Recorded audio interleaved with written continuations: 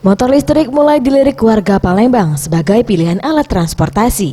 Motor listrik dipilih para konsumen di Palembang karena tidak lagi menggunakan bahan bakar minyak. Salah satu penjual motor listrik di kawasan Jalan Jenderal Sudirman yang ditemui mengungkapkan, motor listrik yang dipasarkan di toko ini sejak 4 tahun yang lalu, namun penjualan meningkat sejak 2 tahun terakhir atau mulai harga bahan bakar minyak naik, sehingga 20 unit motor listrik terjual per bulan di tahun 2019. Sudah berapa lama Mbak sepeda listriknya di Kota Palembang? Palembang sudah masuk 4 tahun. Minat masyarakatnya gimana Mbak? Kalau untuk minat masyarakat lumayan banyak. Untuk ini baterainya bisa tahan berapa lama? Kalau untuk baterainya dia tergantung jarak tempuh. Kira tahannya?